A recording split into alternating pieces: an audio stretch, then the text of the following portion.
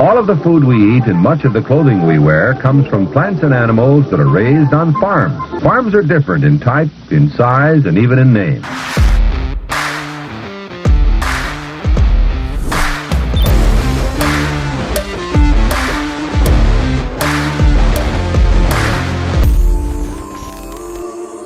Before we dive in today's episode, I want to thank you for tuning in and supporting the brand. Over the last few years, I spent a lot of time starting Farmer Grade. We offer meat that you and your family can trust by strictly sourcing our cuts from farmers who share their story and processes online through social media. We provide high-quality beef and pork that is 100% born, raised, and harvested in the United States. If you want to support the content and the message we share online, I would appreciate it if you went over to farmergrade.com and you can use the code BARNTALK to save 10% off your next order.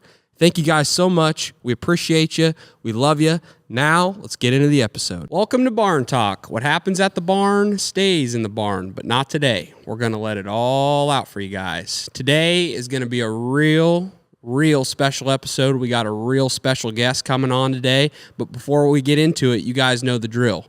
Pay the fee. If you get any value from the show, share it out with who you know. It's kind of the ticket to admission to watch or listen to the show. And I know you're going to get some value out of this one today. So please pay the fee and share it out. If you laughed, if it related to you, if you got value from it. Also, you can leave a review on Spotify or Apple. The more that you guys do that, the more credibility it gives our show, the more we can have fantastic guests like we are going to have on today. We can have more of that. So keep doing that. And if you have any questions for our Q&A episodes, you can email us your questions at barntalkshow@gmail.com. How are you doing today, Chief? I'm feeling good. I just got back from a lumberjack convention. There you go. Fall flannel season. Oh, yeah. Yep. I could be the new face of Brownie, but I don't know if I made the cut or not. I'm not quite tall enough to stand in front of the tree. Today, as you said, is a special episode. And really, this is a testimony to all of you out there.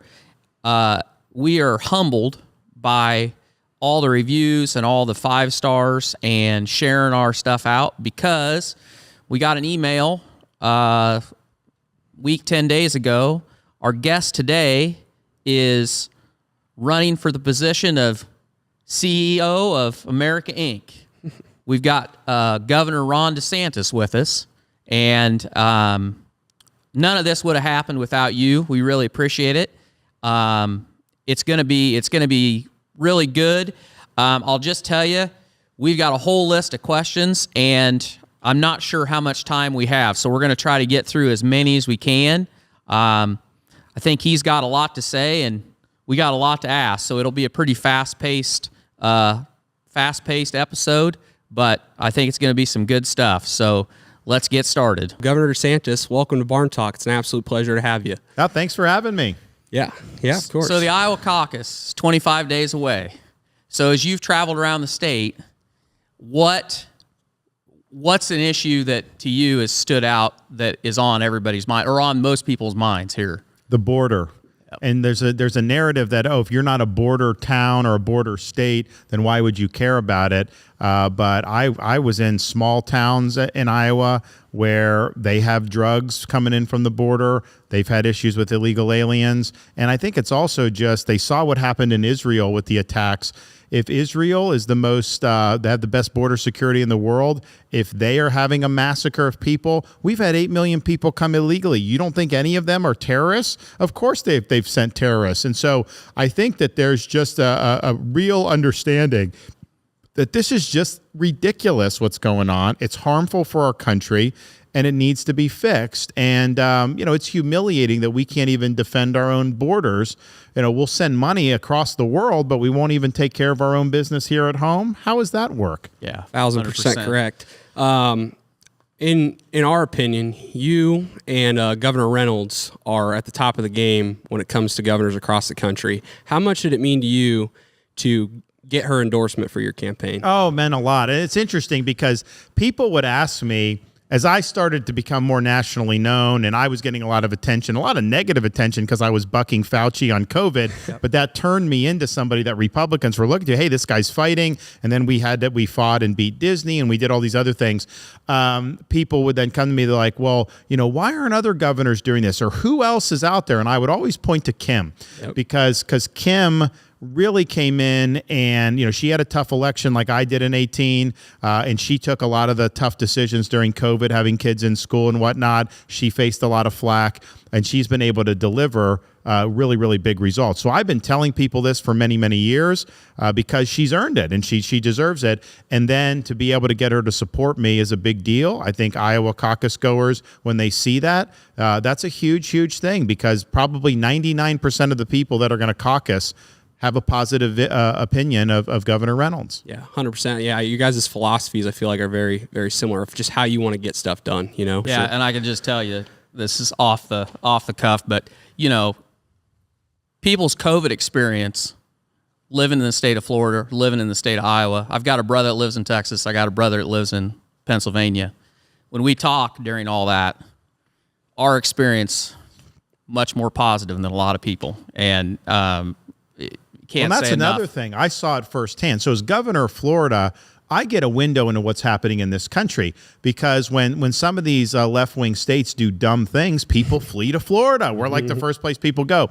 And so I would talk to people who fled Illinois. They were very upset about what was going on, not just limited to COVID, all these other things. I mean, even though the governor of Illinois attacks Florida for being open, but then sent his family to live in Florida and not have to live under the lockdowns.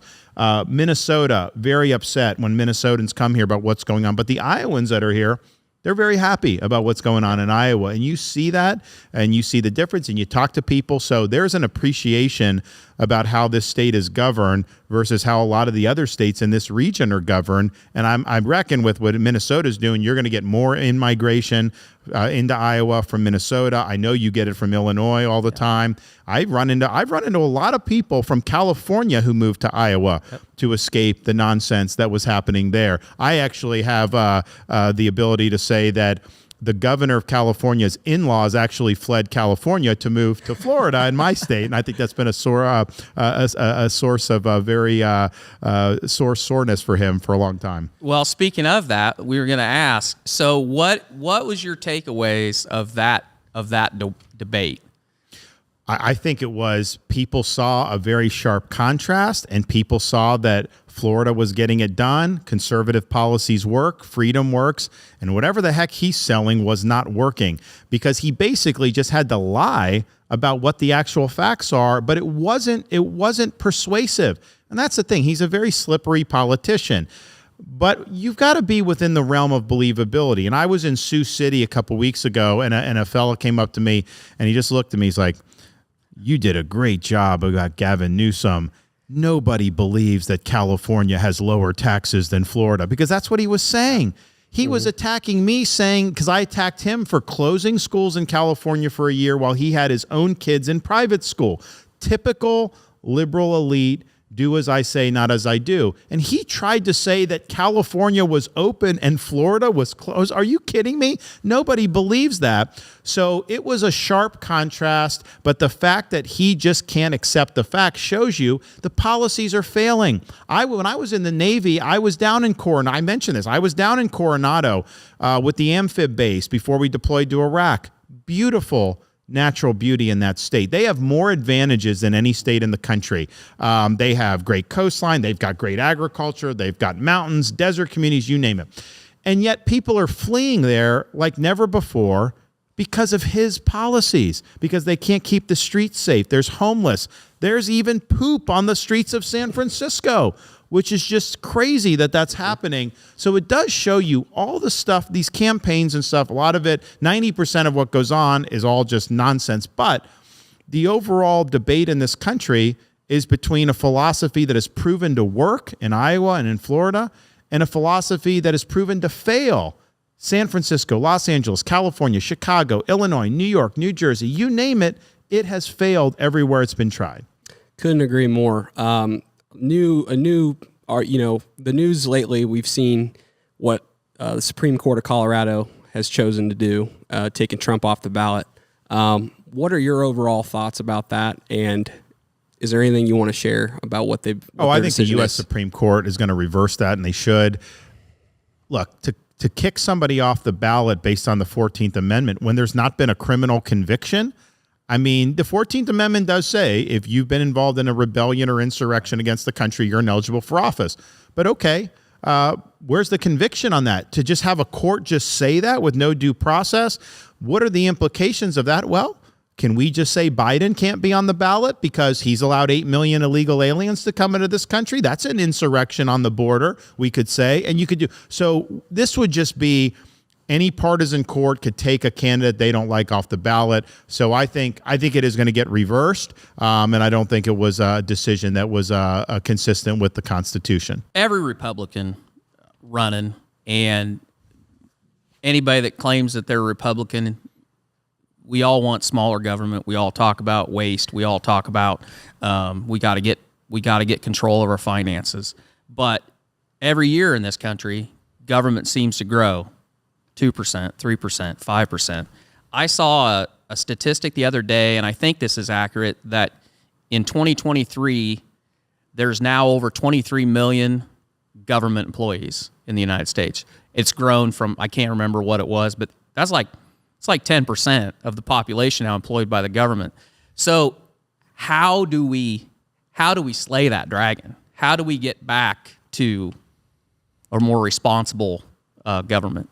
Well, both Iowa and Florida show models for that. I mean, your governor just reduced a lot of agencies and did that, which is phenomenal. I've eliminated 2 since I've been governor of Florida. But here's our picture. We've cut taxes every year, and yet we've run surpluses, and I've paid down 25% of our state's total debt. Our population in Florida is millions more than the state of New York now, and yet our budget is half the size of New York State's budget. We have the lowest per capita number of state employees in the country, and yet when people move from New York to Florida, what do they say? Oh, your services are so much better. Your roads are so much better. Your schools are better. So we're doing that at half the cost and with such a small bureaucratic footprint. So much in the federal government is not essential. You could cut the number of bureaucrats in half and you would not miss a beat in actually performing the functions that we would actually want government to do. So we want to reduce the size of the bureaucracy through attrition and layoffs and recategorizing employees under different schedules. We've got a lot of levers we're going to pull to do that.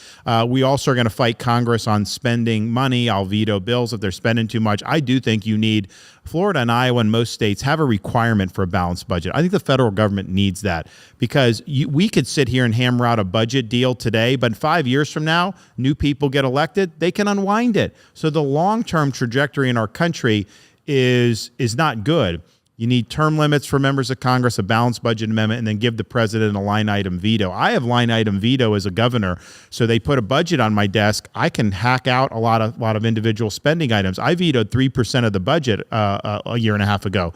So if the president had that, your money's going to promote transgenderism in Bangladesh? Well, veto. Veto this, veto that. But right now, you have to accept everything or nothing. So if you want to fund the military, then you have to accept all this other nonsense. That is not the way to do business.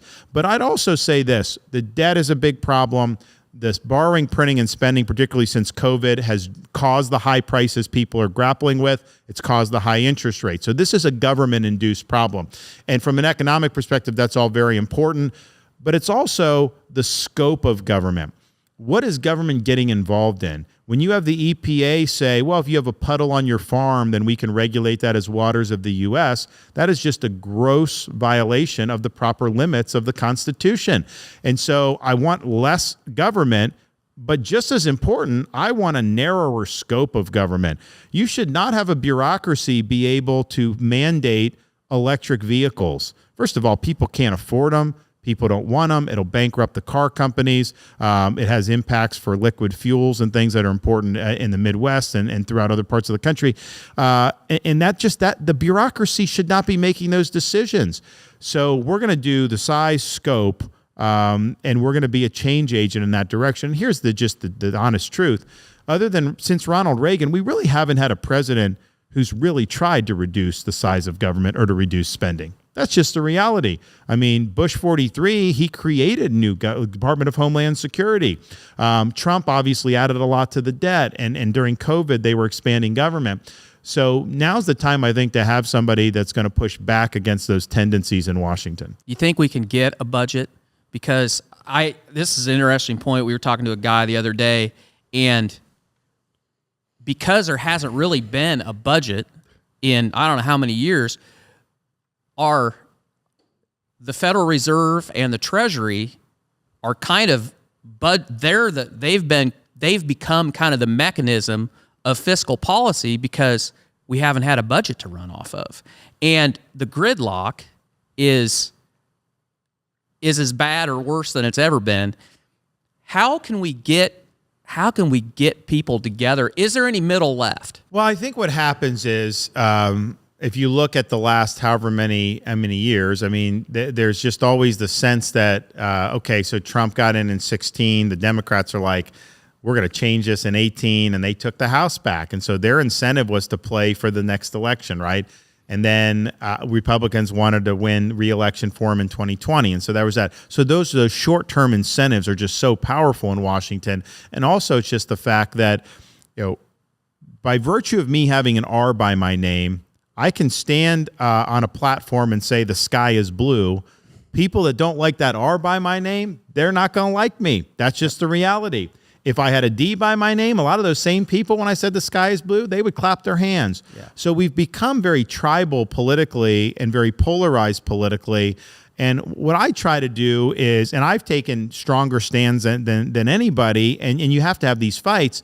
But, if I'm fighting somebody on, say, I want to keep transgender ideology out of elementary school, I'm not going to back down from that. I'm going to win that fight. But that person who's on the other side of that, a month from now, maybe there's an issue that we do agree on. And you got to be willing to work in those situations. So I don't think it's about like watering down your beliefs or principles, but I just think it's a understanding that there can be different coalitions for different issues, and you don't have to be entrenched in one side or the other on 100% of issues, because that's not actually how things break down. But there are incentives on like social media and with these people that are very active in politics, that if you do have someone on the other party who would want to cooperate with us and say on conservative stuff, they will go after these people. I mean, in Florida, for example, doing our school choice, I had some African-American Democrats who were with us on school choice, and the teachers union took them out in the Democrat primary. They got liberals with teachers union because how dare you work with a Republican governor, right, on all this stuff? And so they went after them. So those are just the incentives in our political system right now, unfortunately. John Kerry gave a speech at the UN climate conference in Dubai a few weeks back, and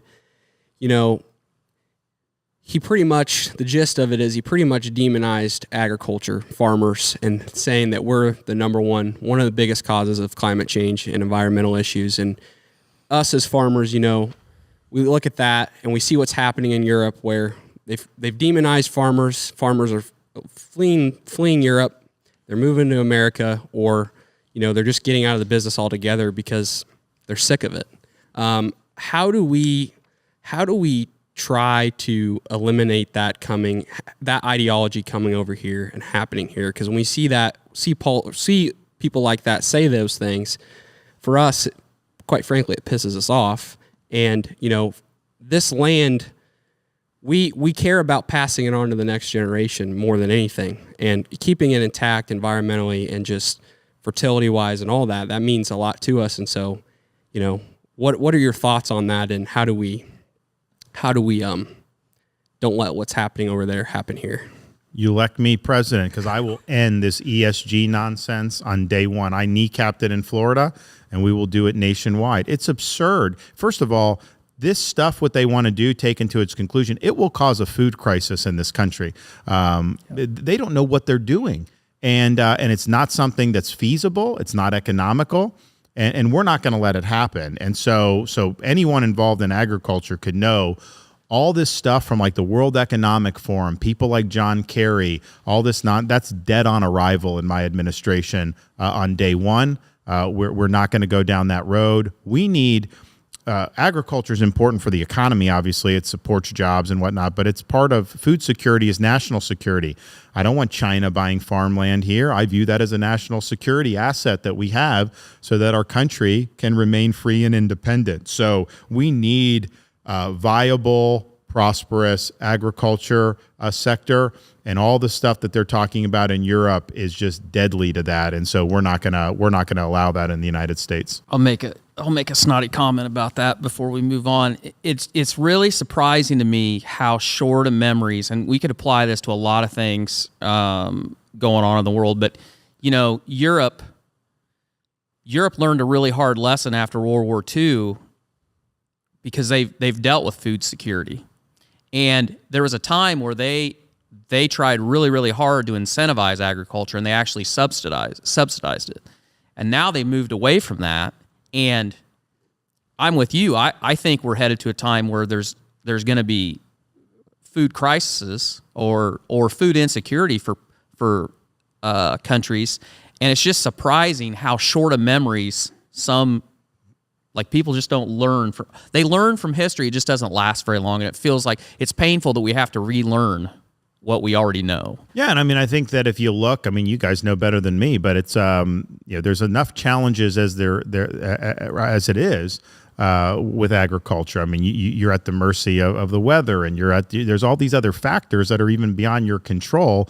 Why would they want to put this big weight on your back that's going to make it impossible to do it right? Mm-hmm.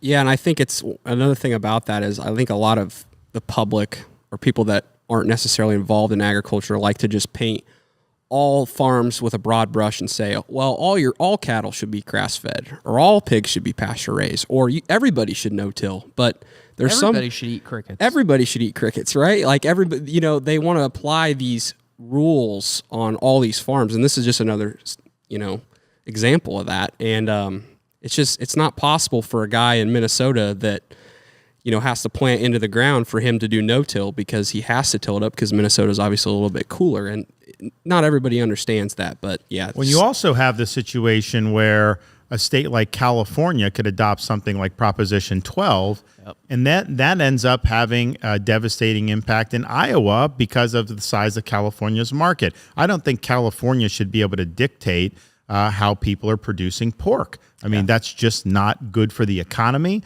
It's not the way the system was designed to work. And I want states to be able to make their own decisions. But when they're trying to do things that have effect outside their state, well, that's a different beast there. And I think what they've done, they do these initiatives. People don't even know what they're voting on. They have no sense of how that would impact people who are actually in the industry. It's just kind of a thing that someone gets on the ballot. It sounds good, so they do it. That is not the way you do policy, particularly, and you don't want any industry, agriculture or others, to be at the mercy of the whims of the state like California. That is just not going to work for this country. Were you surprised by that ruling when that was taken to the Supreme Court?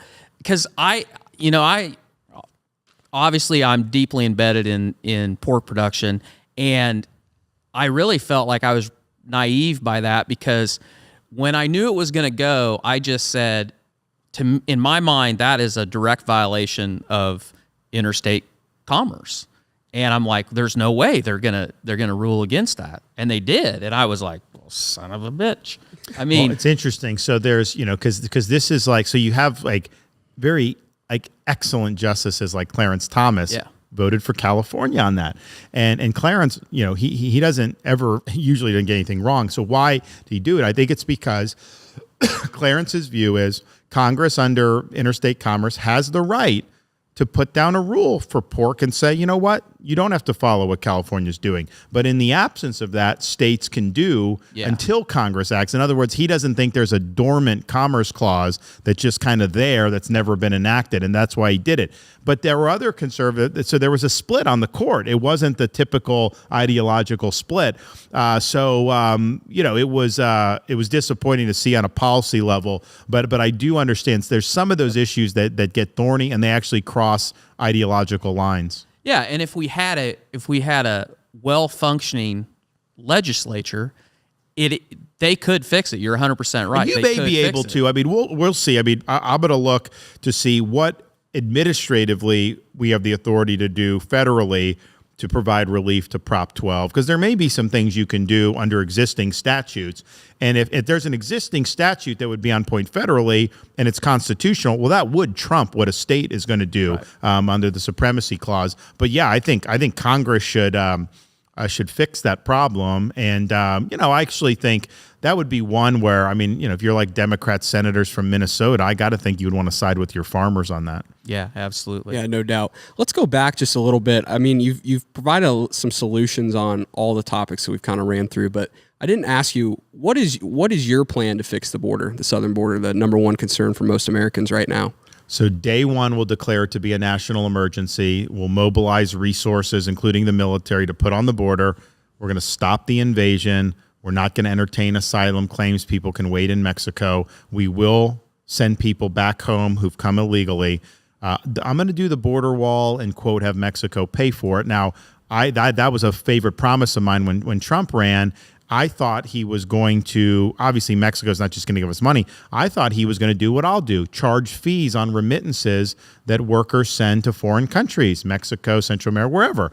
You'd raise billions of dollars and you could construct the wall. And if we had a border wall, Biden would not have been able to let in 8 million illegals. It's a physical fact of life, and that's why I think it's important. So we are going to do that. But maybe the most important, we're going to designate the Mexican drug cartels to be foreign terrorist organizations. They're invading this country. They're poisoning our people by the tens of thousands. I've met parents, I met way more than I can even count at this point, who have lost kids to fentanyl poisoning. And what you find is these are not kids by and large that are drug addicts. Maybe they're in college and they buy a pill thinking it's something else. It's laced with fentanyl and it can poison them to death. We actually had a situation in Florida. A family was renting an Airbnb rental and an 18-month-old baby was just crawling on the carpet, and there happened to be residue from fentanyl just on the carpet. Baby died just from the residue from fentanyl. So this is happening all across our country. People in D.C. don't seem to care about the deaths. I care about it. And so I think a president not only has a right, I think you have a duty to respond to the Mexican drug cartels using military force. And when the Twin Towers got knocked down, there was no question we were going to go out and take care of the people that did that. But yet you can have Mexican drug cartels killing tens of thousands of people every single year, and we're not supposed to defend our people on that. I'm going to defend the people on that. Yeah, it's crazy. And the other side of another part of that is if you close that border right now, we have no idea. I feel like there's no way to know how many bad actors have come through the border that are here, that those problems are just beginning. And yeah, think about it. The people that come and then get intercepted, the federal government just releases them into our society. They don't have the goods on any of these people. We have no idea who these people are. And the people that have, and even if there was a way you could check their record, the people that have no record are probably more likely to be strategically put in there, because they're not going to send somebody that's an obvious red flag. And then there's all these millions of people we don't even know that they just came in. They were never interdicted at all. Any country worth its salt, any terrorist group worth its salt, seeing a vulnerability like that for the United States, if we're their enemy, they are absolutely going to exploit that.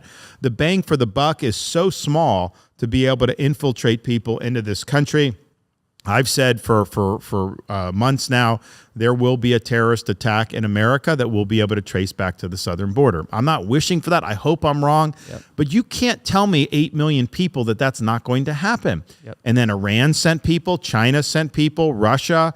I was one of the first states to send people to the border when Biden took over in 2021. So I sent National Guard down, and I took a trip kind of just to thank them for what they're doing and just see. And the people that were coming across the border, there were like Libyans, Haitians, people think like it's Mexico and Central America. Yes, that's part of it. But there's people from all over the world coming in. Yeah. Are you trying to tell me that that's good for this country? Give me a break. Common sense is in short supply sometimes. Yep, that's what it feels like. We have heard that Chinese leader Xi Jinping has, kind of purged all dissenting voices in his cabinet or group around him, team around him.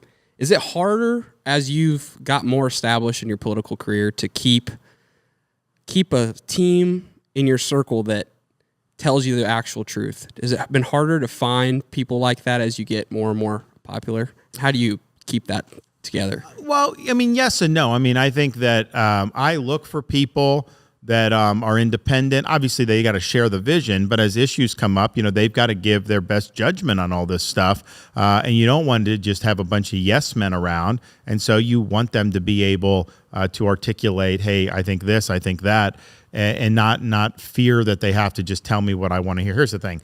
I don't want anyone blowing smoke up my rear end. I just don't care. If I'm looking to hire somebody and somebody's flattering me, that makes no difference to me. I'm looking at what type of a job you can do. Do you share the vision? Do you have the aptitude? And most importantly, do you have the backbone to be doing this stuff when you're going to have opposition? And that's doubly true when you get to Washington, because anything worth doing is going to be opposed by the bureaucracy, by the media, by the left. And so you've got to have people that have some strength and have some fortitude. So that's what I look for. And I definitely don't want people to just kind of flatter me. That does not go anywhere with me as a leader, and that's not how leaders should function. Okay. So it's pretty widely believed by most people that losing the vote of suburban women in the last election cost Trump that election. One of the main criticisms of you personally, your campaign, has been that you're too vanilla or you're not aggressive enough. And do you think that's accurate, or it's more a reaction of our polarized landscape that we have? It's so hard to find that middle ground. What are your thoughts on that? Well, look, in Florida, I won women by 9%. Republicans usually get killed in there. I won 50% of single women.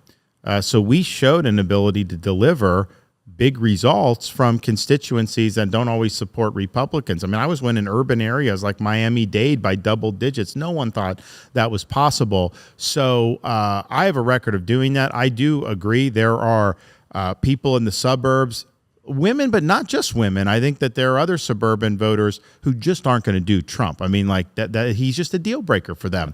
I've seen it personally in 2018, I was running for governor, and there were people that they didn't even know me. They just like, if Trump's for him, I'm against. That was it. Yep. And then in 22, the people that voted against me in 18 who flipped for me, Trump was the number one reason. He wasn't a factor in 22. He actually was throwing shade at me before the election. So that is just the reality, I think, that and I think that hurdle is going to be tough for him if he were to be the nominee, whereas I think I've shown an ability to necessarily get the job done. Look, I don't know what they're talking about in terms of not being aggressive enough. I mean, I've delivered on more wins than any Republican. I would put it up with, Steve Deace, who's the great talk show host here in Iowa. He says that we have done more conservative victories in Florida than any Republican in the 21st century. And look, there's other good ones, Kim and others, but we have a record of achievement that is second to none. And I am beating the left on all these issues. We're beating the teachers union on universal school choice. I'm beating Fauci on COVID. I'm beating George Soros on removing 2 of these radical prosecutors. I'm beating the Democrats on election integrity, having universal voter ID and no ballot harvesting. I beat the left on banning China from buying farmland. So on all those, we're not only fighting for the people, we're winning these fights. And that's what you want out of a leader. And we've shown an ability to do that time and time again. This is kind of a fun one I just wanted to throw in there, but I know this is close to your heart. So what is your opinion on the college football playoff?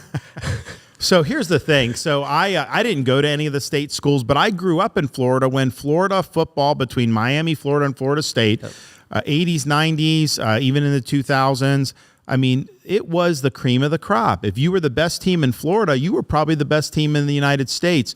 And since Florida State won in 2013, it's been relatively slim pickings in Florida. Yep. And this occurred to me. So, but my rooting interest is just, I want to get back to there. We have great high school football. So my first year as governor, I said, I told my staff, I want to sign congratulation letters to all of our blue chip high school recruits. And so they give me a stack of letters. So I'm doing it. I'm like, and I'm reading this. It's because they type it up. It's like, Dear Johnny, congratulations on signing with the University of Alabama.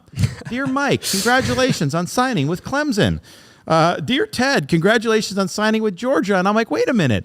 They didn't used to leave the state like this. Why am I congratulating them for leaving the state? So I could kind of see how those other programs were getting a lot of great talent here. And it makes sense that we're so Florida State this year was really the first time a Florida team has been competitive for a national championship in a number of years. And obviously, as governor, I was rooting for him. We live in the governor's residence in Tallahassee. So my kids, that's where they've grown up. I mean, my daughter, who's now in first grade, was 2 when we moved in. My son, who's in kindergarten, was 9 months. And our third wasn't even born yet. So they have become Noles. And so I told them a month ago, they're asking about college football, what other games are left. I said, guys, listen, if Florida State wins the rest of their games and wins the conference championship, they'll be undefeated. They will make the playoff. They have to make the playoff. And so they go undefeated. And they don't make the playoff. And my kids are like, Daddy, you told us they would do. Now they understand that it was the committee that did it. And so they've kind of learned. And so my son will be like, oh, the committee, they wanted Alabama. And I think there's a lot of reason. First of all, Alabama and Texas are good teams. I mean, It isn't like they're not. And I think Florida State was downgraded because we lost our quarterback, Jordan Travis. And if Jordan had been healthy, I think they probably would have gotten in. So I get that. But it's like, okay, you do everything right. You do everything right as a team, and then you're not in. It's interesting. So my son is 5. He's like a sports nut. So he knows all this stuff about sports. So we were in Sioux City the morning of the Iowa-Michigan Big Ten championship game. And, we've got a crowd of people there. I get called up. I bring him up. We're waving. I'm getting ready to do my thing. And I'm like, you know what? I'm going to ask him a football question. I didn't rehearse it with him. And I was like, Mason, who's going to win the Iowa versus Michigan game? And as I'm putting the microphone down in front of his face, I'm thinking to myself, if this kid chooses Michigan, he's going to get booed at age 5, right? So I put the microphone down, and he just kind of looked, and he's like, Iowa, and everyone started cheering, and everyone was happy. So he has rooted for that. It's interesting now. We were in on Sunday night, because my wife and kids have been in town campaigning recently with us. She called me. I was done at 5:00 from all our events. And so she's like, I'm thinking about taking the kids to Cracker Barrel. And that obviously in the Southeast is like a big deal. But I told her, I said, wait a minute. I've talked to all the people here in Iowa. They all say Machine Shed is the place to go. So we ended up doing Machine Shed. First of all, it was excellent. But they have a whole bunch of gifts and everything you do. So my son found a Iowa State football field checkerboard, and he was so obsessed with this. So he's learned how to play checkers because of that thing. So now he's like, he's always talking about Iowa State. And then last night we stayed in a hotel right across the street from the University of Iowa football stadium. So he's like looking out the window, like so excited about the stadium. So it's our kids are big into sports. They're disappointed about the Florida State stuff, but I think ultimately we'll be able to compete for a national championship in the future. Yeah, they just got to extend the playoff. That's coming though. That's coming. Yeah, it'd be interesting to see on the 12 team what that does to the regular season, because clearly someone's going to be unhappy as you get to 12. There's usually not 12 teams that are going to compete for a national title. So it'll just be interesting to see. Mm-hmm. Yeah. Well, last question, Governor. How do we get America back on track? What's your game plan? What's the blueprint? And what are some final thoughts you want to leave with the listeners, viewers? Well, we have to recognize that the decline we're seeing in our country across economy, culture, education, that's not inevitable. Ultimately, it's a choice. It's a choice we as Americans get to make. It's a choice Iowans will get to make and who they caucus for. It's a choice that other Republicans in other states will be able to make in primaries, and of course, general election in November 2024. It's not inevitable. We can reverse the trajectory. We need a new birth of freedom throughout this country, and we need to usher in a revival of the American spirit. Every generation of Americans, when freedom has been at risk, they've stepped up, sacrificed, did what they needed to do so the future generations would have opportunity. As it's going now, my kids, your kids, grandkids are going to have less freedom and less opportunity than what we had when we were growing up. And if we allow that to happen, we're breaking faith with every generation of Americans that have come before us. And so my mission is very simple. We can't let that happen. I am not going to accept the managed decline of this country. I am not going to accept this idea that we can't succeed again. So we're going to reverse the trajectory. I'm going to be a change agent in Washington. I don't want to be liked in Washington. I don't care about the media, the bureaucrats, any of that. I want to return this government to we the people. It's gotten way outside its skis. It's focusing on issues that these entrenched elites care about, and it's leaving Americans behind. And we need to change that. And I think if we change that, you're going to see success across the board. I'll take care of the border. That's the one thing about me. When I say I'm going to do something, I do it. I don't just believe in campaign slogans. We're going to get the economy in a better shape. We're going to downsize the bureaucracy. We're going to crack down on crime in these liberal areas in particular. We're going to rebuild our military. We're going to make sure education is about not about indoctrination, but classical education again. So we have so much to do. I've got the energy and the aptitude to do it. I have the leadership ability to bring people together, and I can do it for 2 4-year terms. I don't think a one 4-year term is enough, because the next guy comes in and they can reverse the progress. If you want this stuff to stick for the long term, you need a 2-term president. 1,000%. Well, it's been an absolute pleasure, Governor. Thank you for coming on. How do people learn more? How can they help you? So you go to our website, which is just rondesantis.com. You can sign up, you can volunteer, you can donate. Obviously, we want you to sign up if you're in Iowa or Iowa Republicans. We want you to caucus for us. I'm asking for you to do that. I'm asking for you to bring out friends, family, neighbors, loved ones to be able to do, because ultimately, the people get to decide this. I know the media has narratives about what they want to see. We're not going to let the media decide this stuff. We're going to decide this stuff. You're going to decide this stuff. You can also text FREEDOM to 512345, FREEDOM to 512345, and we'd be honored to have your support. Awesome. Thank you, sir. Thank you, sir. Well, what'd you think about that? Well, I think when we first started, I was shitting my pants a little bit. I was definitely a little nervous, but I think it went well. I think it went smooth. It's hard when that was the first time we ever interviewed somebody or had a conversation with somebody like at his caliber, and they tell you beforehand, okay, we got like 35, 40 minutes, so get it out, get as much as you can out. And some of that we'd love to dive in deeper, but you got that clock ticking in the back of your head that you're thinking, okay, well, let's get through what we think the American people want to hear, So that's just the hardest part about it, I would think. But overall, I thought it went pretty smooth. I think it was good. I feel like we asked good questions, but I agree with you. One thing that I think all of you will notice is I don't think that podcast it obviously doesn't flow like it usually does, because you're so limited on asking a follow-up that you have to go from one subject to the next to try to get them all through.